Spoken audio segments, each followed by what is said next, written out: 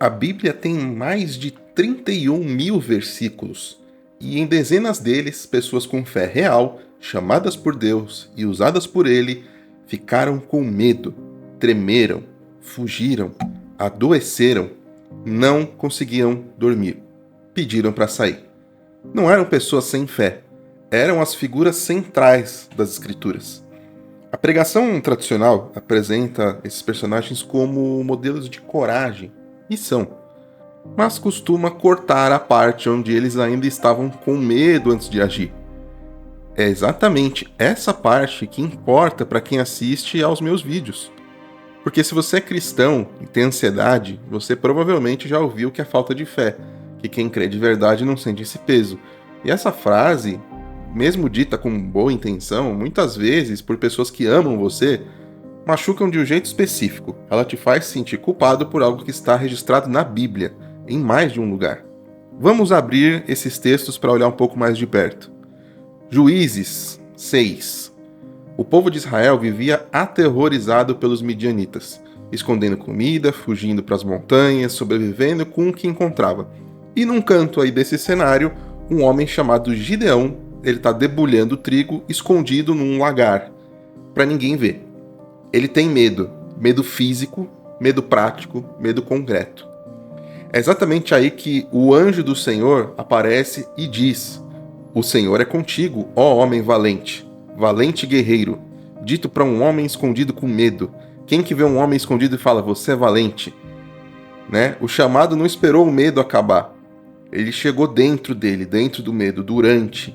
E quando Gideão obedeceu e agiu, o texto guarda um detalhe que a maioria das pregações pula. Ele agiu à noite, ainda com medo dos homens da cidade. Ele não acordou corajoso.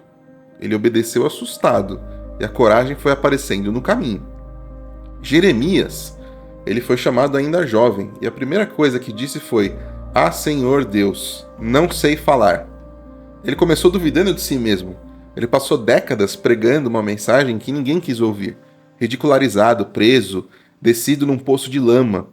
No capítulo 20, há fogo ardente nos ossos, diz ele, que não consegue conter. No livro das Lamentações, a descida vai mais fundo. Abandono, escuridão, Deus em silêncio. São páginas difíceis de ler. Jeremias não estava ali performando o sofrimento, ele estava no sofrimento. Então, no capítulo 3, versículo 21, uma frase pequena muda o rumo. "Recordo-me disso, e portanto tenho esperança". Ele não esperou sentir a esperança. Decidiu se lembrar de algo que sabia de verdade. E a esperança veio depois.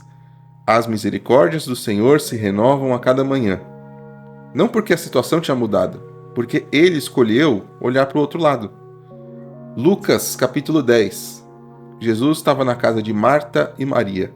Marta estava servindo, preparando tudo, querendo que a visita fosse honrada como merecia. E a Bíblia usa uma palavra exata para o que ela sentia: turbada. Ela estava na presença de Jesus com o coração perturbado. Ela não estava distraída, ela estava presente, comprometido com o que fazia. E ainda assim havia agitação lá dentro. Jesus vê isso e diz: "Marta, tu te afadigas e te turbas com muitas coisas". Não há repreensão, tá? Não é repreensão. Ele nomeia o que ela está carregando, antes de sugerir qualquer coisa. A ansiedade de Marta não era ausência de fé. Era um padrão que Jesus tratou com palavras, não com julgamento. O peso não sumiu porque ela estava na mesma sala que ele. Isso diz algo importante. Daniel 8, versículo 27. Daniel orava 3 vezes ao dia, mesmo quando isso significava a cova dos leões.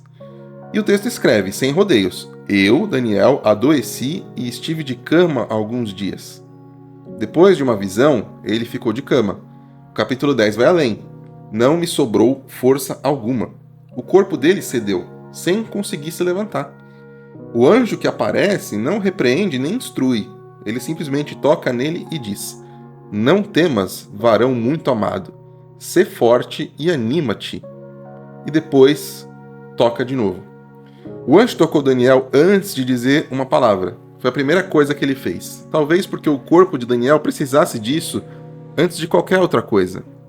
Josué assumiu a liderança após a morte de Moisés, e Deus falou: "Sê forte e corajoso", versículo 6. E depois de novo no versículo 7, uma terceira vez no versículo 9, com mais peso: "Não te mandei eu? Se for forte e corajoso, não te atemorizes nem te assombres." E ao final do capítulo, o próprio povo ecoa ao Josué: "Sê forte e corajoso", 4 vezes no mesmo capítulo. Quem não tem medo não precisa ouvir isso 4 vezes. Deus não estava sendo redundante, a repetição não é estilo. Era o que José precisava receber. O medo não foi removido antes de ele cruzar o Jordão. Ele entrou na Terra Prometida com o mesmo coração que havia tremido na véspera. Jó, capítulo 3, versículo 25. "O que eu temia me sobreveio, e o que me horrorizava me aconteceu." Então Jó descreve o que chamaríamos hoje de ansiedade antecipatória, o medo do que ainda não aconteceu, milênios antes de alguém ter palavras para isso. No capítulo 7, ele descreveu as noites, deitado, esperando amanhecer, e o amanhecer demorando a vir. Insônia não é novidade na Bíblia. No final do livro, depois de capítulos inteiros de perguntas, Deus aparece. Mas ele não explica nada, ele não justifica o que aconteceu, apenas aparece. E Jó diz no capítulo 42, "Eu te ouvia só de ouvido, mas agora meus olhos te veem." Ou ainda, em outras versões, "Eu te conhecia só de ouvir falar, mas agora meus olhos te veem." Então Jó não recebeu resposta, ele recebeu presença. Isso foi o que mudou. Então temos aqui 6 histórias. E o fio que passa por todas elas não é o fim do medo, é Deus agindo com pessoas que ainda estavam com medo quando ele apareceu. Gideão foi chamado enquanto estava escondido. Jeremias encontrou esperança não porque a dor passou, mas porque ele escolheu se lembrar. Marta tinha o coração perturbado na mesma sala que Jesus, enquanto servia a ele, e o peso ainda estava lá. Daniel ficou de cama, foi tocado antes de ouvir qualquer palavra. Josué precisou ouvir 4 vezes para ele se animar e ser forte. E foi aí que o texto para de repetir. Então provavelmente funcionou. Jó não recebeu explicação nenhuma. Ele só recebeu o encontro. Então se você tem ansiedade e é cristão, você não está fora do padrão bíblico. Você está bem no meio dele. O que a Escritura mostra não é fé que apaga o medo antes da hora. É Deus que entra enquanto o medo está lá. E para você que quer continuar essa jornada de vencer a ansiedade usando a palavra, as escrituras, com oração e fé, eu deixei um link aqui no primeiro comentário com 7 orações guiadas para te auxiliar e te ajudar nessa caminhada que eu sei que é difícil porque eu já passei por isso. Eu já passei por noites em claro, ansioso, suando frio, com medo. Eu já passei dias sem conseguir sair de casa, anos, com medo do que poderia acontecer. E eu fiquei preso isso por muito, muito, muito tempo. Porém, com a graça de Deus, hoje eu sou livre. E eu quero e posso ajudar você. Então toca no link aqui no primeiro comentário e conhece aqui os meus 7 áudios de orações guiadas que eu tenho certeza que vão te abençoar. Jesus cuida de você, inclusive da sua mente. Que a paz de Jesus, que excede todo entendimento, esteja com você agora e para sempre. Amém.